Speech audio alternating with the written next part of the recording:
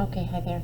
So I had a couple parents ask, what is my child missing by not being in school? Other than the socialization and the playtime. There are some things that we do a lot of at school that we aren't able to do through the virtual experience. And so I want to provide you some ideas of ways that you might be able to add some of the activities into your routine or into your day, or just once or twice a week, so that you're developing especially the fine motor skills, because we work on developing all the muscles in their little hands quite a little bit through all kinds of different ways of using those muscles throughout the day. Probably the biggest one is we do lots and lots of cutting. And Fiskars, not that I'm endorsing this brand, but they're a really nice way for children to hold them. And we work on the proper hold for scissors. So we always say you're going to shake their hand. So your thumb is always up. Always help them put the thumb in. And then there's a couple different ways. A lot of kids want to put just one finger or two fingers in here. The easiest way to grip the scissors is to actually put the pointer finger here and open. You get a better grip. Especially little hands, they can even fit all four of their fingers in here, but leave this one out. Don't put that one in. It's easier to have that one out when they're manipulating the scissors. So I'm going to turn my camera down. I'm sorry if it's noisy. But obviously, we do lots of cutting on lines. So we talk about opening our scissors nice and wide, getting hungry scissors. A lot of kids want to cut with just the little tips of the scissors. You want to open it wide and close it up, but you want to talk about keeping it right on the line. Make it hungry, feed it.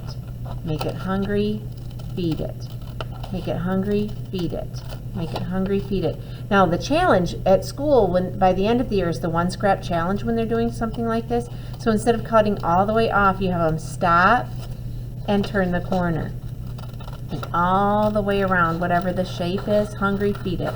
This technique, and they go all the way around, and if they do it right and they're really careful, they can have one scrap when they're done.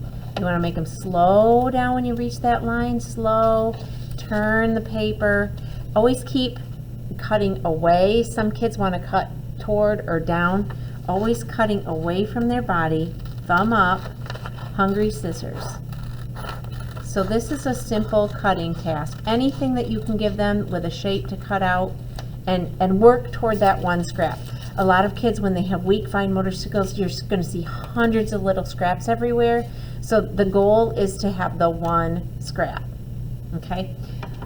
So lots and lots and lots of cutting.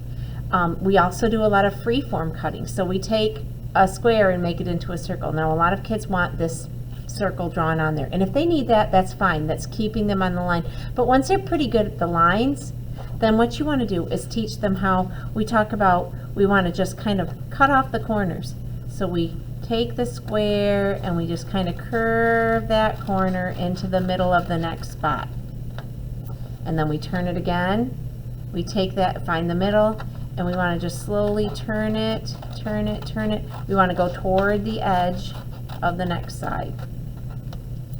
And then we turn it again. We go from the edge, rounding that corner. This takes a long time. We work on this all year long. And some kids never get this idea, this concept of cut from the corner to the edge. And then they end up with, the teardrop left, and then you curve that corner off. This is challenging for some adults too, I'll tell you that. Taking a square and making it into a circle. So that is a challenge. So it's free form, there's no lines. If they need the lines, give them the lines. Don't frustrate them, give them lines to work with. So those are some cutting things. Now another thing that we do a lot with paper, and I'm going to use this shape, this is a cutting area, but let's say you had a picture. Instead of just having them color it, we use a lot of tearing paper. And tearing paper really requires fine motor development. They've got a grip and they've got to tear. So you want to tear into little pieces. So start just making strips and then tear little pieces, a bunch of little pieces. And this is strengthening, just the tearing. Now some you'll get teeny tiny. You want to get, like fingertip pinches of paper, just like this. And then when they're finished, the next step is gluing. We do a lot of gluing with a glue stick. Let me see if I've got my glue stick. That was the one thing I forgot to get out for you. Of course. I have one right handy. I'm going to stop for a second. I'll grab a glue stick.